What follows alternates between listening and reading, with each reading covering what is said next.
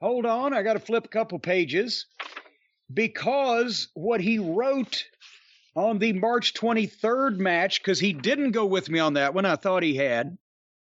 Jerry Lawler beat Terry Funk. Both wrestlers were extremely bloody during this match, which lasted more than 15 minutes, and plus this was shown on television the week after. Obviously, disqualification. Funk was not able, or not disqualification, but Funk was not able to get back in the ring and was counted out.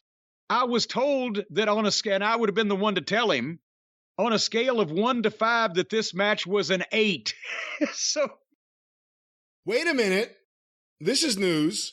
The first 8-star match was Lawler versus Funk? But it wasn't legitimate because I was the only one that felt that way, and Weasel was not there to examine it further. But that was the thing, is that I remembered Lawler and Funk being so far above it, just the display of violence and insanity by Terry Funk that night. The people, I've seen a lot of wrestling crowds excited. I've never seen them shocked like they were, making shocked noises. And when you go back and look at the tape, and the women in the front row crawling backwards over the backs of their chairs to get away from Lawler swinging the chair at Funk, and just all the chaos. But it was a couple of weeks later, as I mentioned, on April 6th, that Weasel went back down to Memphis with me. We stopped in Jackson at the Coliseum, then did the 6th, the Monday night, and that was the Funks against Lawler and Frazier. And now I had gone down a week or two beforehand and seen Jerry Lawler and Jack Briscoe against Dory and Terry Funk. And that was a good match, but it wasn't as good as Jerry Lawler and Plowboy Frazier against Terry and Dory Funk. And people are saying, what's wrong with this fucking picture? There's no way that Plowboy Frazier was in any way as good of a talent as Jack Briscoe. The difference was that Briscoe and Dory wanted to wrestle and do their shit. And Jack Briscoe wasn't over in Memphis. The only time that Briscoe had ever appeared in Memphis was to lose to Jerry Lawler and to defend the title against Ron Fuller, 6 years previously. So with Dory and Jack trying to wrestle, the blood feud that Lawler and Terry had started was not on display in that match, and that's what people wanted to see. They wanted to see the violence of Lawler and Terry Funk. So they come back in a Texas death match. Falls don't count. Jimmy Hart suspended above the ring, so he can't interfere. And then this match was goddamn chaos. And I'll read Weasel's description of it, and then we'll fold this up. Because when they were lifting Jimmy Hart up over the ring, he wasn't even in a cage. He was in a sling like I've had to do, and they just raised him up so he's dangling by the rope. So Weasel starts, when Hart was being lifted up, Terry grabbed him and held on. They started swinging back and forth until Funk finally let go and fell down to the floor. Terry Funk was absolutely unbelievable. I was sitting at the announcer's table for the matches. We put him with Lance because we didn't have a ticket for him.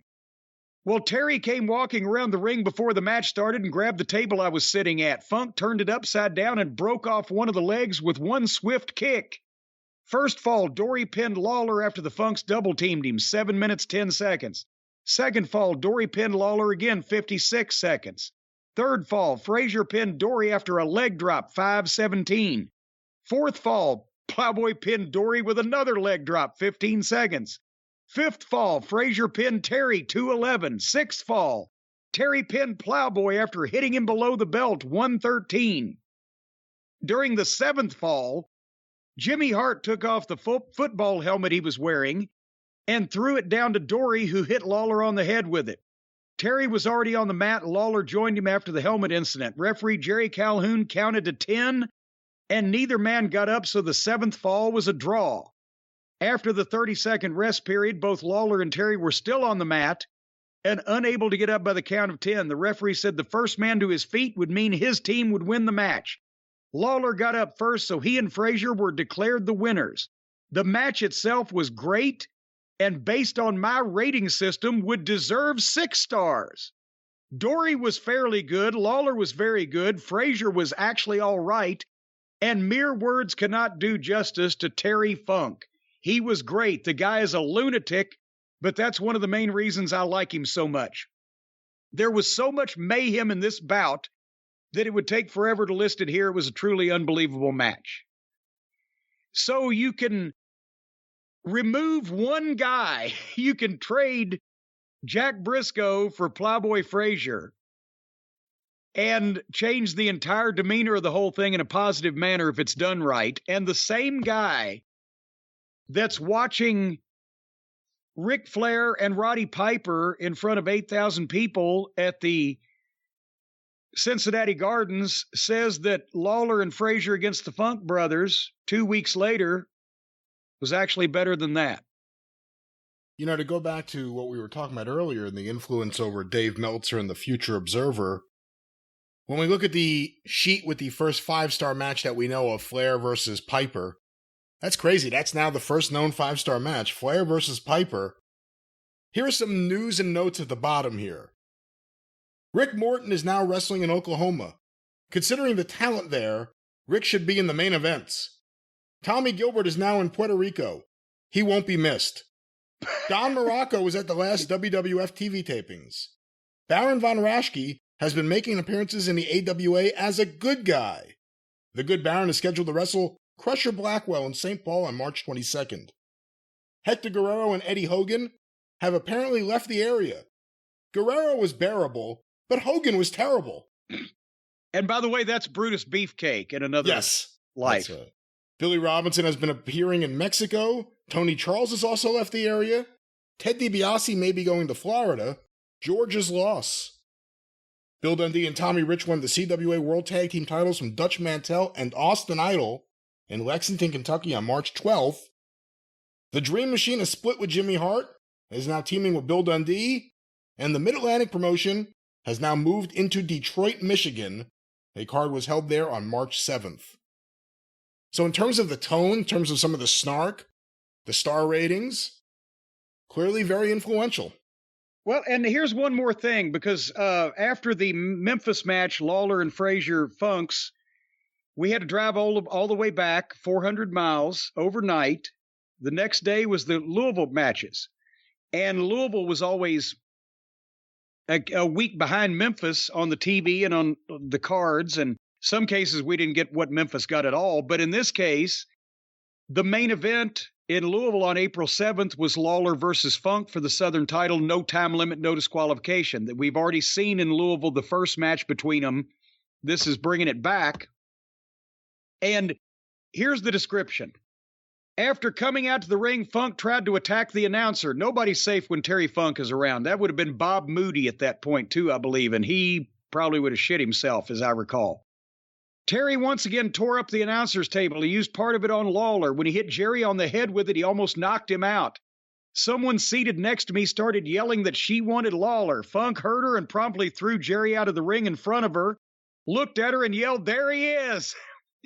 Most of the match took place outside the ring. After taking quite a bit of punishment during the match, Jerry started bombarding Terry with punches. Lawler gave Funk a tremendous fist drop off the ropes and then pinned the former NWA champion. During the pin, Jerry held Funk's trunks. After the match, Dory Jr. came out and complained about that. Terry challenged Lawler to another match. Terry said the fans, police, and the referee were all on Lawler's side. He wanted them all to leave, and then he wanted another bout with the King. The Funks finally went back to the dressing room, but not until after Terry had a number of altercations with the fans. 20-minute, 38-second time on the fall, and 5 stars for that match. And I remember that one, because it was just crap. Funk was coming out every night for 30 minutes and putting on a clinic in how to take over a fucking building. And it wasn't even for money. I'm sure Terry has made more money. And I've seen a lot of Terry after that. This was the first time I'd ever gotten a chance to see Terry live on a regular basis. This is the best shit that he ever did. And was it the chemistry with him and Lawler? Was he wanted to prove something? Was he's just going to a new area and he wants to get over?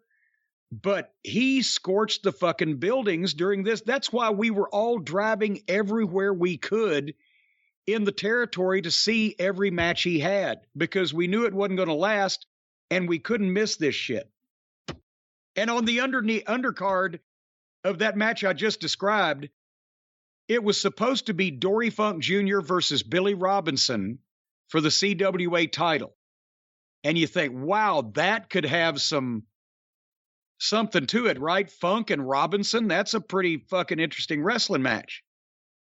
Robinson no-showed. Guess who replaced Dory Funk Jr.? Or guess who replaced Robinson against Dory Funk Jr.? Who? Sonny King. Oh. Dory Funk Jr. There's a match I would never want to watch. Oh, my God.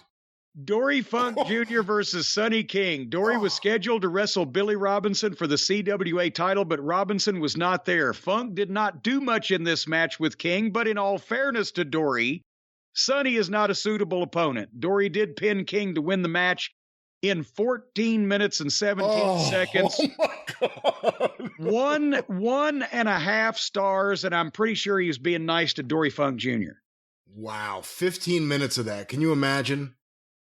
Yeah, I was there. Oh. I saw it, yes. And then one more thing, I'm trying to remember whether it was was it May the 5th? No, that was Blackwell. I have the one, was it the previous week in Louisville, possibly? I'll find it, but he also covered the one where Lawler and Funk had the double juice pull apart in Louisville, and the athletic commissioner got on the microphone and tried to stop him by saying, "Hey, boys, break it up." And Lawler looked down at him and said, if you think it's over, you get your ass in here and try to break it up.